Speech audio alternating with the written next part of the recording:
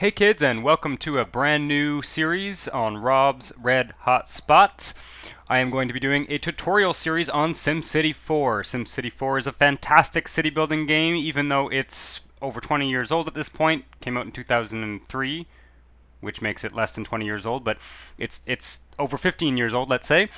It is, I think, the one of the most comprehensive city building games ever made. There's an amazing amount of mods out there for it. You can do so much with this game. You can do probably even more with this game than you can with some of the more recent titles. So it's also super cheap on Steam. So before I launch into this, I want to just go through a couple of quick things. First of all, what you will need to follow along with this tutorial are essentially two things. You are going to need to purchase a copy of SimCity 4. You're going to want to purchase the SimCity 4 Deluxe Edition, which includes the Rush Hour expansion pack, which was pretty much the only expansion pack that they released for it. And I recommend you buy it on Steam. I recommend you buy it on Steam because this is the most common way to buy it these days. And if you are going to end up modding your game or trying to solve problems with your game or whatever, the vast majority of users are going to have a Steam copy of it, and so they're going to be giving you solutions that assume that you have a Steam copy of it. So that's one thing off the table. The other thing that you're going to need for this game, I am not going to require that you download a whole bunch of mods or anything like that, but there is one mod that you really must download. I do not recommend playing SimCity 4 in 2020 without the network add-on mod.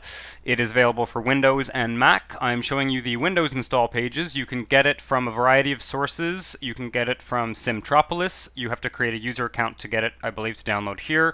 You can get it from ModDB. And you can get it from SC4 Devotion. I believe you also need a user to create an account on this site to download it here. However, one more thing, you're going to want NAM version 36. There is a current, like a version 37 is in development. There is a development candidate or a release candidate out there for 37, so you can certainly download that and play around with it. I will be using NAM 36, the network add-on mod version 36 for this tutorial, because the version 37 is not entirely finished at this point, and so I want to work with something that's stable and that doesn't deal with any major changes from how the game has been played since 2017, I guess, was when this update is. And there's one that's going to come out very, very shortly that's going to be a new update. But if you get 36, it should be great to learn how to play the game. So, without further ado, let's launch into SimCity 4. While we're launching the game here, I do want to mention a couple things. First of all, I want to just mention what this tutorial is not.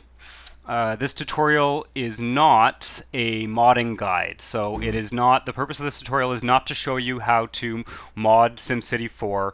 I do strongly recommend that you not play this game without the network add-on mod, but that's very, very simple. You can install the network add-on mods it's a click-through installer, just follow the instructions. There's no screwing around, moving files around in the data files or whatever. Like, it's very, very, very simple. If you just follow the instructions, you'll have no trouble installing it. This tutorial is not a power gaming tutorial. I am not going to teach you how to build a city of 10 million people in half an hour. That's not the purpose of this tutorial. The purpose of this tutorial is to show you the mechanics of the game and how it works, more or less how it's sort of intended to be played. This tutorial is not an interface basics tutorial. I'm not going to show you every little tooltip. I'm not going to go through every single hotkey. I don't want to spend a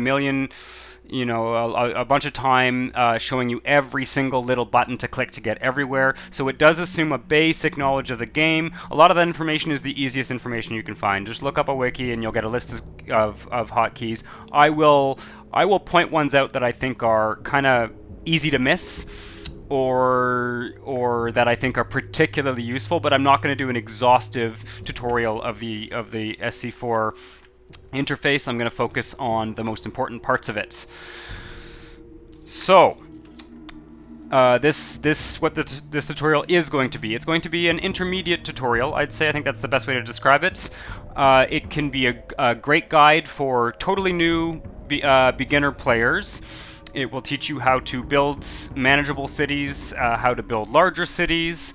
It will give you some good concepts, some good conceptual backgrounds that you can use for any style of city in SimCity 4. It will also be good for long-term players who may have forgotten some of the mechanics because they haven't played for a few years, or perhaps there's mechanics that they've never quite understood. I have spent a long time reading wikis and reading forums and watching videos that other people have made and figuring out how various aspects of the game work. So I'm trying to condense all this into a short series of videos that are not the videos. I'm hoping to keep the videos reasonably short as well. So without further ado, let's launch into SimCity 4. I have loaded up the San Francisco region, which comes with the game in the box. I'll talk more about regions and the region view and what's going on here later when I talk about regional play. But a few basic ideas first of all. These tiles that you see here, they're each called cities, but I would invite you to think of them not as cities, but as areas of cities. So you could think of them as wards or districts or neighborhoods. There are three sizes. There's the large tile, there's the medium-sized tile, and there's the small-sized tile. There are 4 small tiles. A small tile is the equivalent of a medium tile is the equivalent of 4 small tiles. A large tile is the equivalent of 4 medium tiles. There we go. So that'll give you a sense. I'm going to load up a large tile because it's going to be a little bit more flexible. Right, so when we launch into a new tile, first thing we're going to do is make sure the game is paused. We launch into a new tile. We are in God modes. God mode allows you to use all of these terraforming options to edit the terrain. I'm not going to show you all these terraforming options. They are self-evident. I invite you to launch into a tile and play around with these. You can figure these out on your own.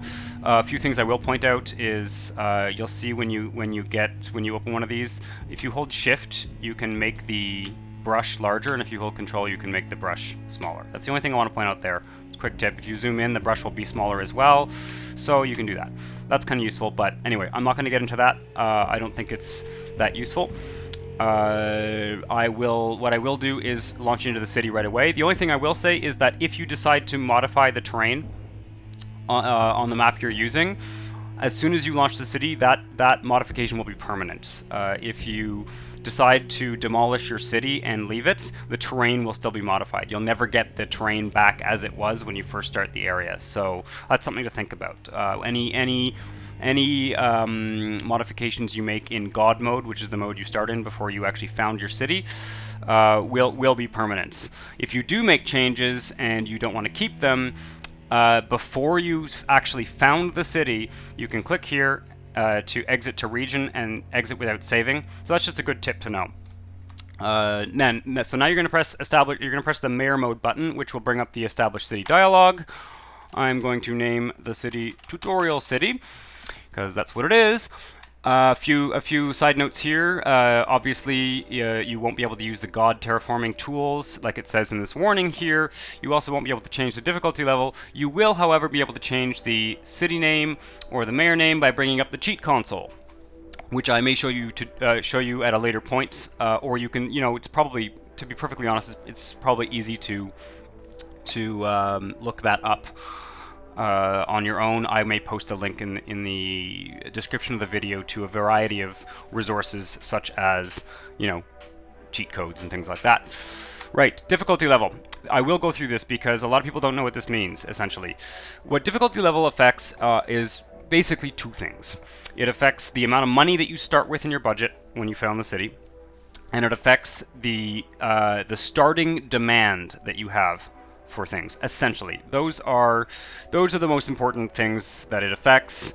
This is not really a difficulty setting. If you start on hard mode, you'll start with a small amount of money. I think it's 100,000. If you start in easy mode, you start with like 500,000 simoleons.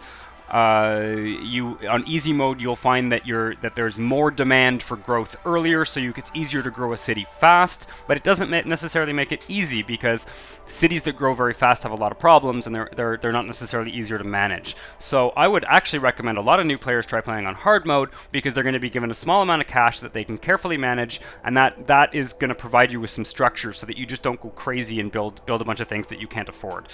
I will, however, I'm going to, you know what, I'll start it on hard mode, just to sort of go along with that wisdom.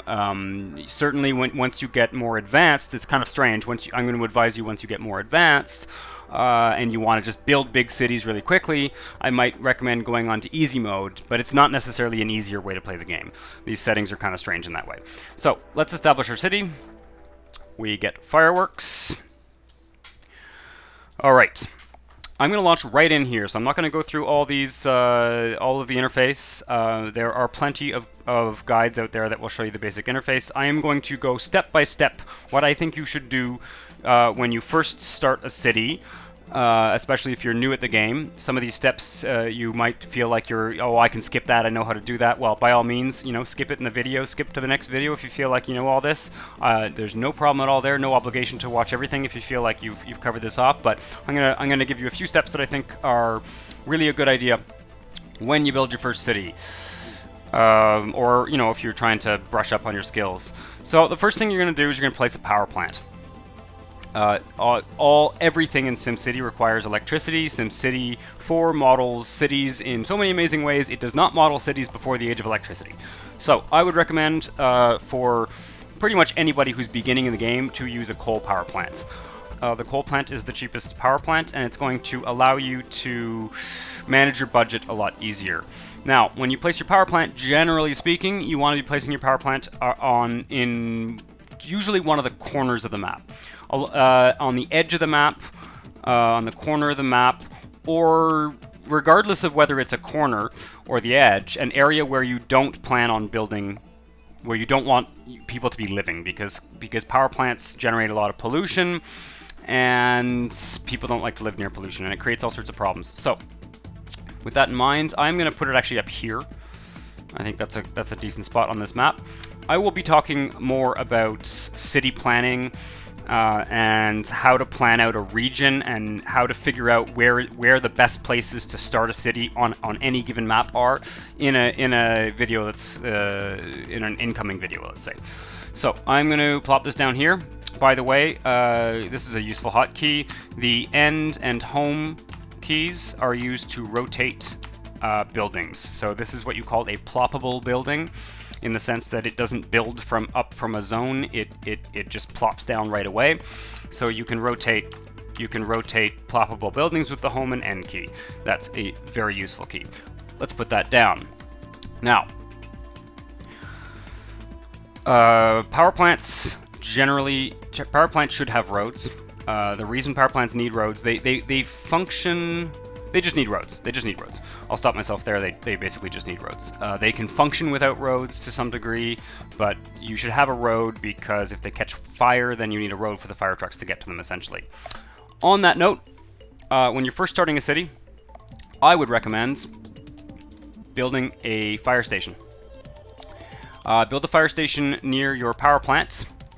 The reason being, now you can skip this step if you feel like if you manage it. The reason being that if you don't have at least one fire station in your city and something catches fire, everything just comes to a complete halt. You need to build a fire station, then you need to, so just build a fire station.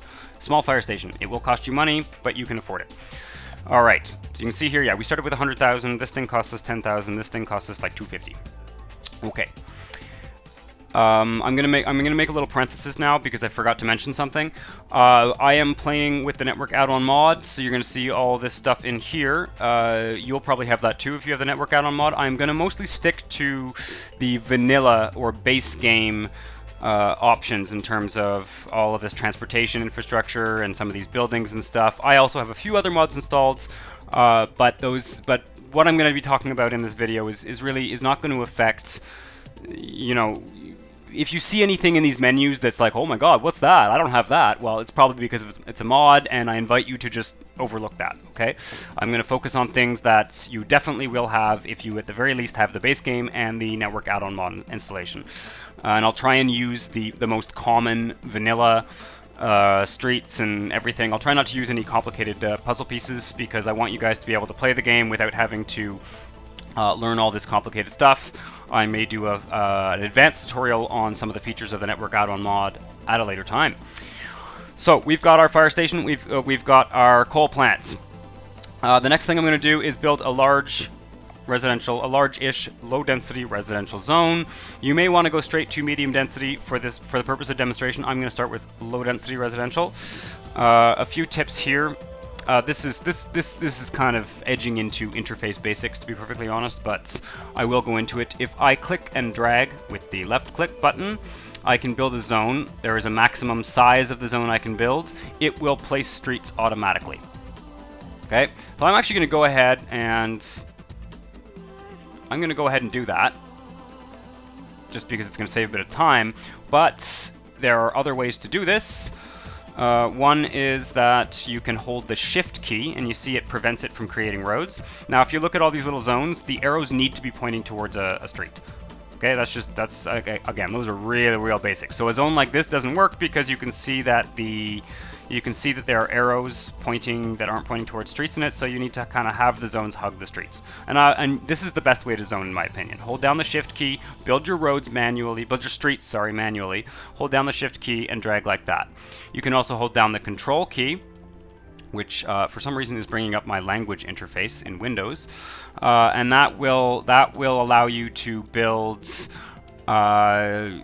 to determine the lot size manually. So if I only want buildings that are on that kind of lot, or I only want buildings that are on that kind of lot, or I only want buildings that are on that kind of lot, I don't recommend you use this feature when you're first building a city, and that has to do with something called growth stages, which I will talk about later. So most of the time you're going to be holding shift, and the other thing you can do is you can press Alt. Alt will change the direction. So it'll change the direction of the grid if you're not holding shift, or if you hold shift and Alt, it will force the lot to build in another direction. So if I wanted to do something like that, and then I would put a street here, then I would do that. And we'll dezone that. Okay, we've got our low density residential zone. Before we do anything else, I'm basically going to connect that street. Everything in SimCity needs to be powered. However, and this again is really in basics of SimCity 4. So it needs to be connected by a power line to the power plant. However, zones have underground power lines. So anything that's contiguous, any building or zone that's contiguous, provides power to anything else that's touching it. So that's a good thing to know. Right. So before I do anything else, I'm actually going to press play, and you're going to see right away some houses have built up, and that's because the power plant here provides jobs. So these people are all probably working. Yeah, they're all pretty much working in that power plant. But you can see that the power plant doesn't provide very many jobs. So we are going to need to provide employment for these people. So the first thing I would recommend generally to provide employment is an industrial zone rather than a commercial zone. So before I do that, I'm going to quickly open this window, and you can see that the coal power plant creates a fair amount of pollution. It's not a bad idea to open up this pollution map before you start doing your industrial zones, because this will give you an idea of, if generally speaking you don't want pollution near your residential neighborhood. So this will give you a good idea of how far away from a residential area you want to build your industry. So you can use this power plant as kind of a stand-in for that, because most of the kind of dirty industry you're going to be building in the early game is going to have a similar level of pollution as a coal plant. This is, again, I'm not trying to make a pretty city here, I'm trying to show you the mechanics of the game.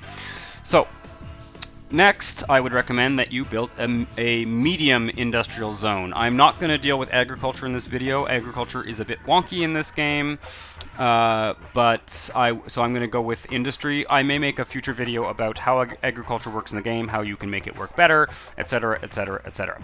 But most of the time, you're going to be building industrial and commercial zones. So let's build it like here. You'll notice that I have built, how wide is this? 1, 2, 3, 4, 5, 6, 7. Okay, that's actually too wide. Industrial zones do not need to be built right up against roads. So you see they don't have any arrows. They don't have any arrows like these ones. So they can actually be built, I believe it is up to 8 tiles. Not a big deal. Basically, this is, you know, obviously it would be probably ideal to have a few more roads going through here. I'm not going to get into roads in this episode. I'm going to have a whole episode just on transportation. So suffice to say that you do not need to put industrial zones on a you know, you don't have to have a million roads crossing through industrial zones. They are very tolerant of not having road connections. Let's just keep this grid kind of, oops. All right, so now we have an industrial zone. One thing I should check is whether the fire, yeah, so this is not ideal. Probably it would be a good idea for us to move this fire station so that it covers at least some of the industrial zone and the power plants. Right. And we need to provide power to this zone since it is not connected to another one. Okay. And before we do anything else, I'm going to press play and let that build up.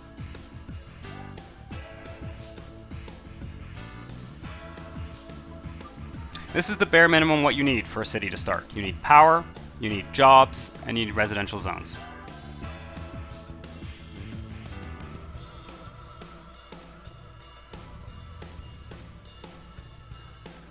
You can see they're building up. It's building up even here, all that way away from the road.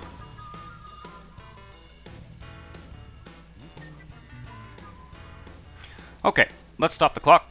That's perfectly fine for now. Next, I want to talk about a few basic concepts. So, well, there's one other utility you need before when you first start a city, and it's easy to forget, and that is garbage disposal. So, treat garbage disposal the same way you would treat a coal power plant. Put it off to the edge of the map. Put it in an area where you can, where it's not far from, where it's going to be far from anywhere that you want to build residential areas or commercial areas.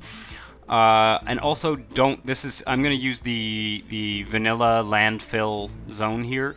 Don't build too much of this. Don't do this. There's 2 reasons why. This has a cost per square. The landfill zone has a cost per square. So if you build a huge zone, even if it's unused, you're still paying for it, even though it's unused. It doesn't need power. And yeah, build it off to the side. Also make sure that it's not like trapped in a complex road network like this and like with all sorts of stuff going on. I'll tell you why, because if you ever want to get rid of landfill, the only way you can do it is by cutting it off from the road network. So if it's got roads all over it, and those are important roads and they lead to other things, you're going to have to totally dismantle your entire road network just to get rid of one dump. Okay, so build it in an area that's kind of isolated where you can easily cut it off from its road network if you need to kind of purge that dump out of the city. Right. Now, let's go through a few concepts, basic concepts, now that we've got a tiny little burg with 900 people living in it. So the first concept I want to talk about is desirability. Desirability is, and this is the desirability data view, by the way. Data views are very, very useful. You should get to know all these data views. I'm not going to show you every single one because most of them are pretty self-evident.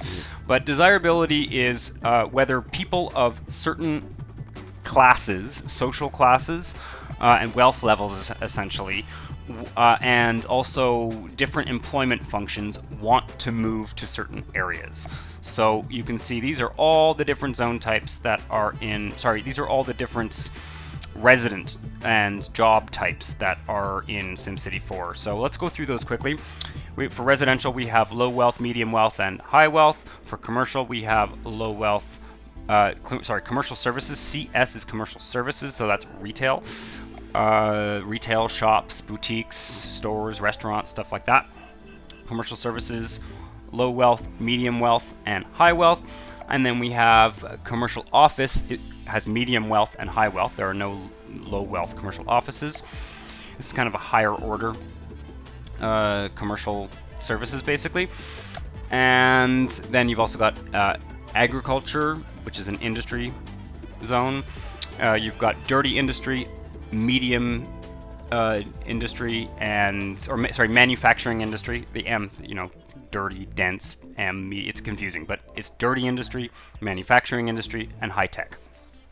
Right? I'm not going to get into what all these different zones mean, but some zone types are more tolerant of what you would call NIMBY factors, so not in my backyard factors, or basically factors that drive people away. So for example, low wealth, you can see that poor people are pretty much willing to live anywhere. Right? Now, as we increase the wealth of the residential, you'll see that medium wealth people, they're kind of okay with living here, but they don't want to live over here, and they certainly don't want to live near the power plant. In terms of high wealth, there's basically nowhere in our city where a rich person wants to live. We're not offering them enough services, we're not offering them, and there's also this pollution here. All right? Same thing with commercial. You can see that commercial is a little bit more tolerant of pollution. So it's only when we go to only the really high-end shops you're not going to want to set up near there. As soon as we get to offices, offices are much less tolerant, although not as finicky as high wealth residential, right? Agriculture really doesn't like pollution. Dirty industry is kind of like poor people. It is happy to establish anywhere, right? Manufacturing industry is a little bit less tolerant, but overall you can basically build manufacturing industry everywhere. High-tech industry really doesn't like pollution, right? There are other factors that affect desirability. I'm not going to go into them all right now, but I'm mostly focusing just on pollution. Because keeping pollution is going to be probably the single most important desirability factor in the game. Obviously, when I get into the next episode, I will be talking about services and basically how to make your city desirable. But pollution is going to be one of, if not the most important thing in terms of where things get built. It is what is going to drive people away from an area is going to be industry, or garbage, or water pollution, or power plants and stuff like that. So when you first start your city, keeping the notion of pollution in mind and designing your city with that in mind and placing your initial infrastructure with that in mind is going to be very important. Next thing I want to talk about, and this is kind of under the category of basic utilities, is water. So just as there is an air pollution map, there is a water pollution map. You can see that if there was water there, it would be polluted. You do not need water for low-density residential. You do not need water for low-density commercial. You do not need water for medium-density industry, in the sense that I guess what the game is trying to suggest is that these zones here, they'll have like a backyard well. They're drawing their own water. They don't need public water. Right? But to get anything denser, you're gonna need public water. So let's go ahead and give our city some water. There's one thing that I want to caution you when you're building water. So a few things actually. So first of all, how does water get polluted? Water gets polluted by pollution, like by dirty factories, coal power plants, things like that. It also gets polluted by agriculture. Fertilizers in the agricultural zone are going to seep into the water system, so you do not want to be providing water to all of your farms.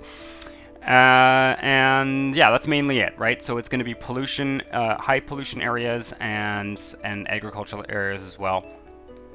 So you're going to want to build your water in an area that is far away from all your polluting stuff. So we can build it over here. I'm kind of exaggerating with these distances. As you get more comfortable with the game, you can maybe build your residential area right up to here. You can even have it neighboring your industry if you want.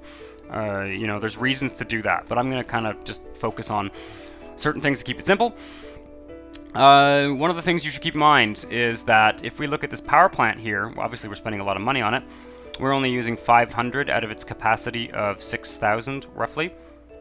So if we want to save money, we can turn this down maybe to a third of the budget, right? That is not the case for water towers and water pumps. So a kind of rookie mistake is to plop down a water pump right away in a very small city, and you can see 350 monthly cost. That's a flat cost. You cannot reduce that cost by reducing funding to the water plant. That option is not available. So start small in terms of building water towers and stuff like that, and you know, kind of hold off before you decide to build the heavier ones. Just as a general rule of thumb, what is it? 7 water towers is equivalent to 1 water pump. The water pump becomes cheaper in terms of what it provides once you've built 7 of those. Okay, let's connect this to the power. So you see we have a power line connecting that, we have a power line connecting that, we have a power line connecting that. Water plants always need power. Okay, now there's a few things we can do here. For the time being, because our industry is kind of underdeveloped, we can actually deny it water. That will have the effects. These water pipes that I'm drawing, by the way, they have a radius of 1, 2, 3, 4, 5, 6. So if you want to count out every tile, you can do that. I'm not going to worry too much about it. Like, that one's actually not well placed. But yeah, you can, if you want to, you know, be very, very precise about how you build things, you can go 1, 2, 3, 4, 5, 6, 7. You can do a lot of that kind of thing. It just depends on how OCD you are. So we can deny the industrial area water. However, that quickly becomes a problem because one of the things that water access affects is the level of fire hazard. So industrial areas have a very high fire hazard to begin with, and the fact that they don't have access to public water increases that fire hazard even more. So it's a trade-off, basically. What I'm saying is at the beginning of the game, it's a trade-off. If you don't provide water to your industry, it will save you from water pollution because the water network will become polluted by the industry. However, the trade-off is that you're creating a fire hazard. So I'll do it for now. We'll see if we get a fire. Not a big deal though. Either way, I'll talk about, probably at some point I'll talk about things you can do to combat water pollution. Water treatment plants are very, very expensive, and they don't do a lot. You might need 6 of these if you have a large industrial city to actually keep your water clean. One more thing I want to mention about water. These are just good things to remember. I'll often see people with like, oh my god, I'm out of water, but I just built a huge water plant. Well, if this gets too polluted, if the pollution level near the actual water plant gets too high, the plant will just shut down.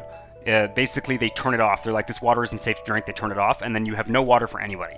So it's very important not to build your water plants near pollution.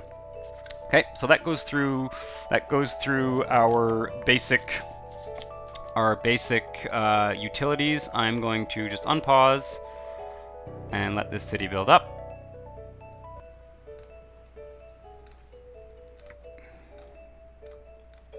Okay. So as you can see, the city is not building up, and that partly has to do with RCI, and that's the next big concept that I want to talk about in this video.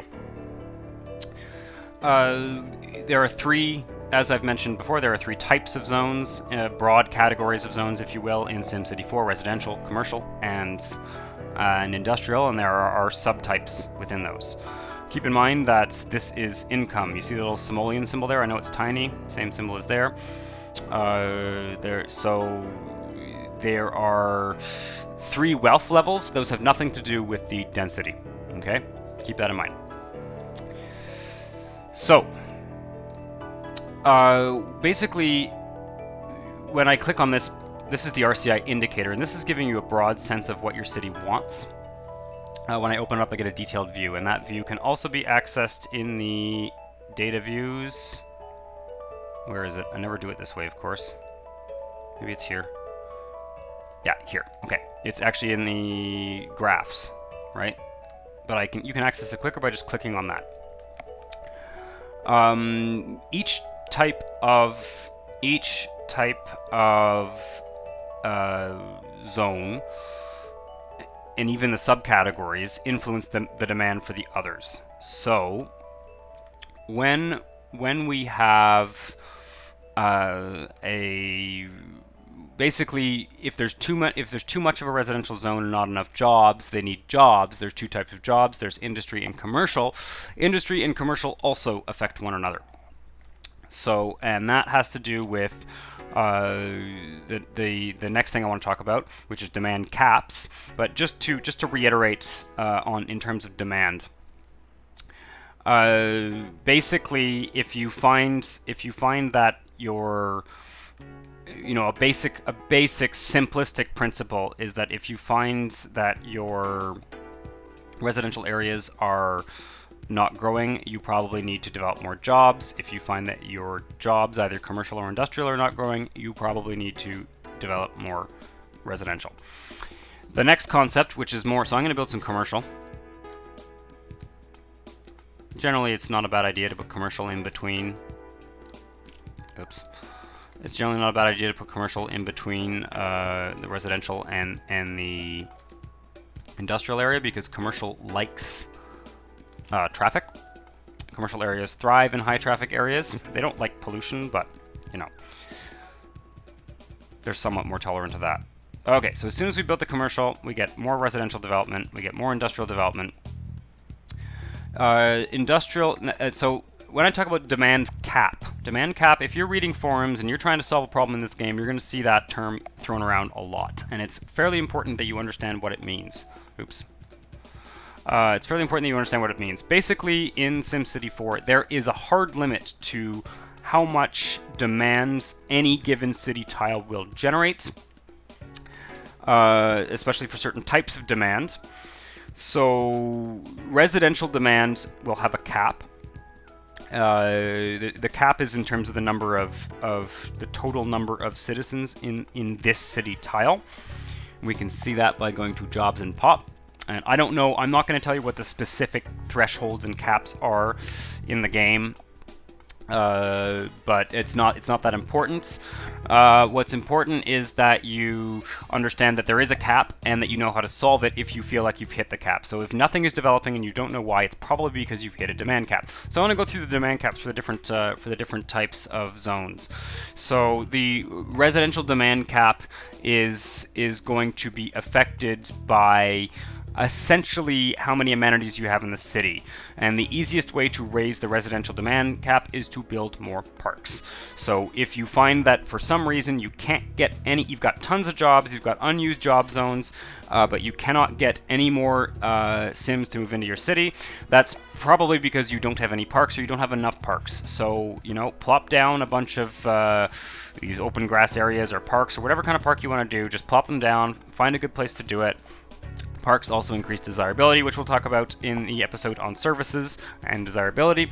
But that's how you are going to increase your residential demand cap. Another word for demand cap would be the maximum number of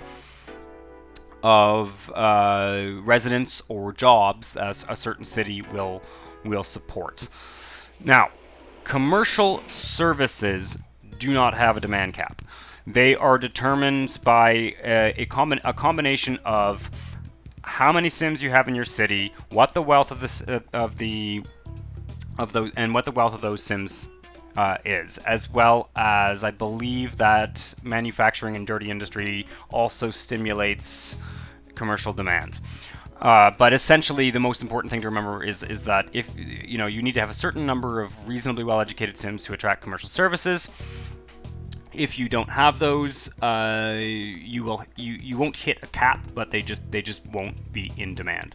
Commercial offices, on the other hand, do have a demand cap.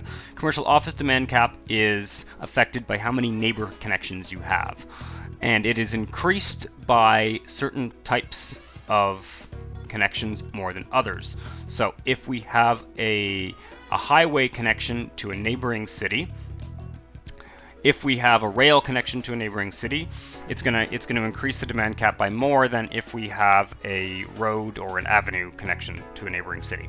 I'm not going to get too much into neighbor connections for now, but that's just something to keep in mind. If you've got no more demand for commercial offices, even though you've got lots of wealth in your city and you feel like there should be skyscrapers popping up, well, you probably don't have enough connections to neighboring cities. Just keep that in mind. Industry demand caps. Industry will hit its demand cap when basically for the demand cap to increase for industry. So even if you've got tons of Sims, you've got a huge amount of, you've zoned industry and you've got tons of Sims who don't have jobs, but for some reason your industry isn't building up.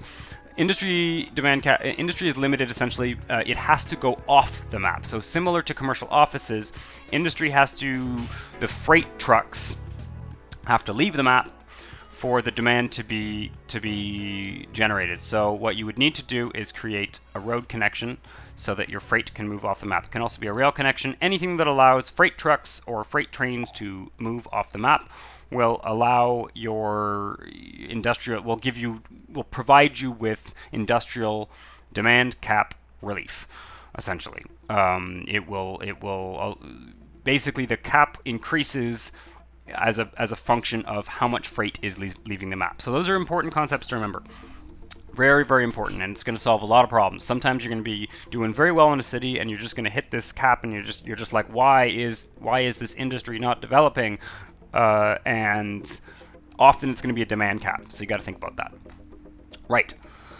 The next thing I want to talk about is growth stages. Growth stages. You're going to hear a lot about that. There are, especially if you get into modding the game, but just in general.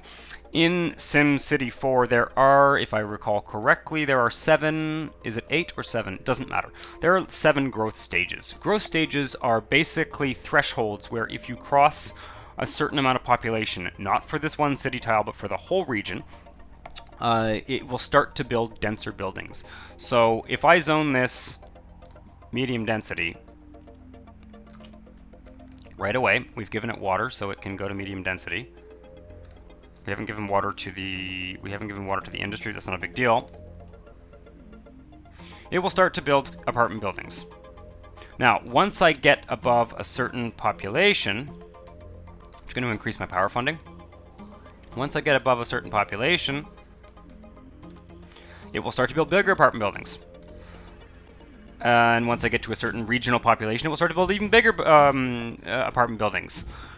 And then when it gets to, I don't know what the specific growth stage thresholds are. It doesn't matter. Just keep that in mind. But if I were to zone this high density, I wouldn't get giant apartment towers right away. Okay, because the regional population isn't big enough. Once your first city in the region has hit growth stage 7 or whatever it is, all of your other cities, as soon as you zone dense residential or dense commercial, they'll start building them right away. So it's based on the regional population. I want to talk about a couple other things quickly. I haven't talked too much about commercial zones, but I did mention that they like to be built in traffic. So generally speaking, it's a good idea to build commerce in between your residential areas and your industrial areas. I want to just reinforce that. However, sometimes it is useful to build an office district. Kind of away from the industry if there's a lot of pollution, because high wealth offices don't like pollution. Last thing I want to do in this episode, it's been a bit of a long episode, so I don't want to make it too long, is briefly talk about the query tool. The query tool, depending on how you pronounce this word, is your friend. It is one of the most useful things in the game. You can almost always figure out when something is wrong. You can almost always figure out what's wrong using this tool. So it gives you different kinds of information when you do different things with it. When you hover over buildings, it tells me that this is. It gives you the name of the building. Brick walk up. Let's zoom right in. And look at these glorious early 2000s graphics. I actually love the graphics in this game. Someone's probably going to hate on me in the comments for saying that, but I love the graphics in this game. They're just so nostalgic. So we see the name of the building. We see that it is low wealth residential. That's obviously that's fairly obvious. Every residential building can only have one type of resident in it. So you don't have like an apartment tower with like this is like what, 1, 2, 3, 4, 5. This is like a 5 or 6 story building. You know, in real life it might have a mix of poor people and middle class people living in it. But in this game, it's only going to have one class of, or one sort of social strata of citizens living in it. Sorry, let's go back. Let's go back here. It's going to show you the crime rate, low, school grade, low, hospital grade, low. Okay, we'll get more into that next time. But that's the information you get from just hovering over. If we go over a commercial building, what do we get? We get low wealth commercial services. Okay, crime low, customers high. Okay, I'll get into what affects customers in detail later. Same thing here. We have industrial dirty, freight trips short, crime rate low. So this is very useful, just what you get from hovering over buildings, especially when you're trying to find, okay, where is all that? I want to delete some dirty industry. Like, it's easier to find it that way than to actually open this up. You see, you don't have that information there. It doesn't actually tell you, especially for industry, it doesn't tell you what type of industry it is when you actually open the details. When we open the details, we get all this stuff. Current occupancy. I wanted to highlight this.